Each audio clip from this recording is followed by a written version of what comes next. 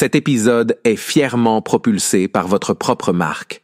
Prenez contact avec nous et devenez le prochain annonceur premium de ce podcast. Rendez-vous sur le site avenugustave5.com. Bonne écoute. Le quartier du Montboron, quartier très select, analyse du marché immobilier dans cet épisode. Avenue Gustave V, le podcast de l'immobilier. Bienvenue, oui, le Montboron, c'est l'un des quartiers les plus prisés de la ville, clairement. Le quartier posé sur la colline est de Nice, positionnement géographique idéal en surplomb de la Méditerranée, on est au-dessus du port. Cadre de vie vraiment unique, prisé tant par les Niçois que par une clientèle internationale. Et puis, on est à 15 km de la principauté de Monaco, et donc énormément de cadres supérieurs ou de cadres tout court qui travaillent dans le secteur bancaire notamment, recherchent en priorité une résidence, un appartement, une maison dans le quartier du Montboron. Je suis bien placé pour en parler puisque c'est l'un de mes quartiers de prédilection. Voilà. Alors, on va s'attacher à ce parc immobilier haut de gamme caractérisé par une offre à la fois d'appartements de standing et de maisons individuelles de luxe, la plupart du temps. Analyse détaillée donc de ce marché après la promenade des Anglais dans l'épisode précédent. Et avant d'autres à suivre, on va se concentrer sur les prix de vente, les tendances locatives et puis, bien sûr, l'offre et la demande actuelle. Le marché des appartements pour commencer. Les prix de vente. Alors, le prix des appartements au Montboron, c'est pas une surprise, ça reste élevé. Comparé à d'autres quartiers de Nice, évidemment, les prix des biens immobiliers dans ce secteur, eh bien tout cela est supérieur à la moyenne niçoise en raison de la situation géographique que je vous ai décrite et des vues souvent panoramiques dont on peut profiter. Fourchette de prix en 2024. Les prix de vente des appartements dans le quartier du Montboron, eh bien, varient cette année entre 8 000 et 12 000 euros du mètre carré, avec des pics pouvant atteindre jusqu'à 15 000 euros le mètre carré pour des appartements bénéficiant de prestations de luxe comme des terrasses panoramiques, piscines ou jardins privés. Et puis, il y a aussi le marché des appartements anciens, mais rénovés. Les appartements situés dans des bâtiments anciens, rénovés, affichent des prix légèrement inférieurs, mais toujours autour des 8 à 10 000 euros le mètre carré. Cette typologie de biens reste, cela dit, assez recherchée puisque très rare. Les prix ont connu une tendance haussière, mesdames, messieurs, ces dernières années, avec une augmentation de l'intérêt pour la Côte d'Azur après la pandémie. Si vous êtes vous-même de Nice ou de la Côte d'Azur, vous savez de quoi je parle. Les résidences secondaires ou les biens destinés à la location saisonnière attirent de plus en plus d'acheteurs étrangers, contribuant ainsi à maintenir des prix élevés.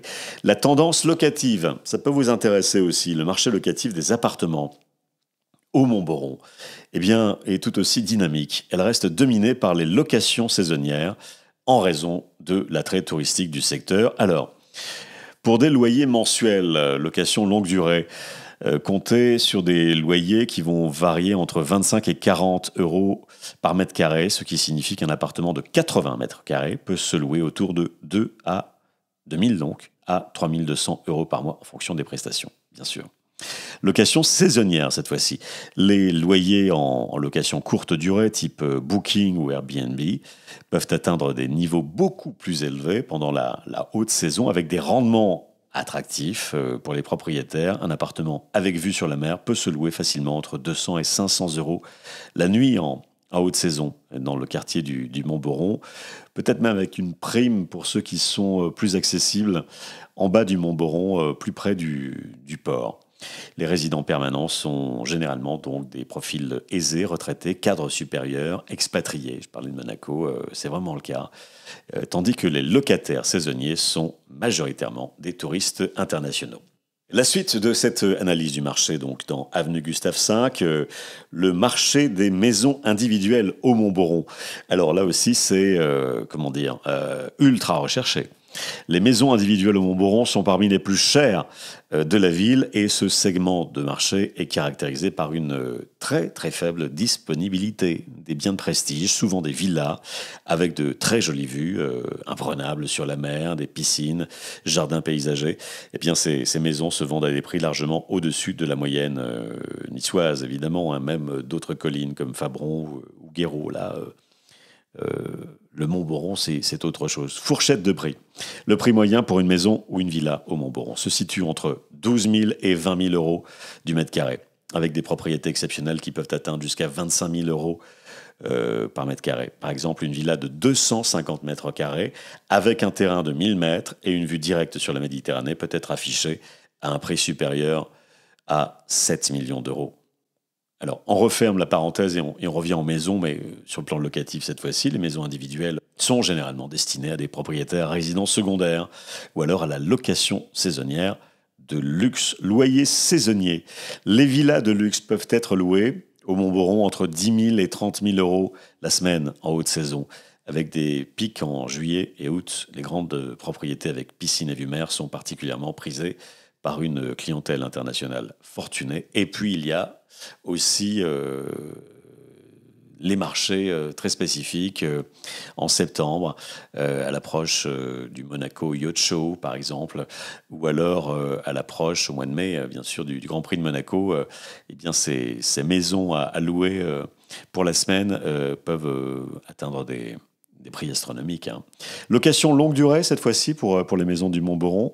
Pour une villa, loyer mensuel, entre 10 et 20 000 euros par mois, ça c'est clair, bien que ce type de location soit beaucoup plus rare. La clientèle ciblée est souvent ici des expatriés de très haut niveau ou des cadres dirigeants en mutation professionnelle, le plus souvent à Monaco. Alors, quelle tendance pour 2024 dans ce quartier du Montboron? Question que je pose. L'offre et la demande. L'offre, pour commencer, le parc immobilier du Montboron est limité. Bon, ça, c'est comme ça. Il y a très peu de nouveaux projets de construction. Il n'y a plus trop de place, en fait. Et la majorité des biens sur ce marché sont des reventes de propriétés existantes, ce qui crée une rareté de l'offre, particulièrement pour les maisons individuelles. L'absence d'espace pour de nouveaux développements immobiliers neufs contribue à maintenir la pression sur les prix. Les appartements et les maisons. Les appartements, donc la tendance... L'offre en appartement est un peu plus diversifiée, bien que toujours restreinte, mais les appartements de standing sont souvent situés dans les mêmes résidences de luxe, avec services, conciergerie, piscine, parking privé, bien sûr. Et les maisons, l'offre en maison individuelle reste encore aujourd'hui faible. Et les biens qui apparaissent sur le marché sont souvent vendus assez rapidement en raison de la forte demande et de la rareté. La demande, tiens. La demande pour les biens immobiliers au Montboron est soutenu. Bon, ça, c'est pas une surprise non plus, notamment par une clientèle internationale. D'où l'intérêt de faire appel à des professionnels qui sont rattachés à des réseaux internationaux, hein. Les États-Unis notamment, pour Keller Williams, nouvelle clientèle américaine qui est de retour sur la Côte d'Azur. Donc, pensez-y. Voilà, les acheteurs étrangers. Et puis, il n'y a pas que les Américains, il y a aussi... les Européens du Nord, les Scandinaves, les Allemands, les Britanniques, et donc je le disais aussi les États-Unis et les pays du Moyen-Orient. Les résidents locaux et nationaux, eux, évidemment, bon voilà, il y a des prix qui sont très élevés pour le Montboron, mais ils s'y intéressent aussi, les acheteurs nationaux, la recherche d'un cadre de vie calme et prestigieux à proximité plus ou moins du centre-ville de Nice, hein, ça c'est aussi une clientèle. Quelle évolution du marché de niche de ce beau Montboron? Le marché immobilier local, bien que soumis à une offre limitée, continue d'afficher une forte résilience face aux fluctuations économiques. L'attrait international pour la Côte d'Azur, couplé à la rareté des biens disponibles et à l'absence de grands projets de construction, eh bien tout cela maintient une pression à la hausse sur les prix. Les perspectives? Les prix devraient rester stables ou légèrement augmenter encore cette fin d'année, soutenus par la demande internationale. Toutefois, un éventuel ralentissement de l'économie européenne pourrait freiner la hausse des prix en ce qui concerne les locations. Le marché saisonnier devrait continuer à générer des rendements attractifs pour les investisseurs, même si la fiscalité est amenée encore à évoluer pour les propriétaires de résidences secondaires, d'ailleurs même pour les propriétaires de leur résidence principale qui mettraient leurs biens en location saisonnière. Mais bon, tout cela c'est complexe et ça a fait l'objet, recherché dans Avenue Gustave V, ça a fait l'objet de précédents épisodes. Voilà, le marché immobilier du Mont-Boron qui reste une valeur sûre de l'immobilier local. On se retrouve bien sûr sur le terrain. Vous me recherchez sur Internet, vous allez me trouver Jean-Christophe Dimino, Keller Williams.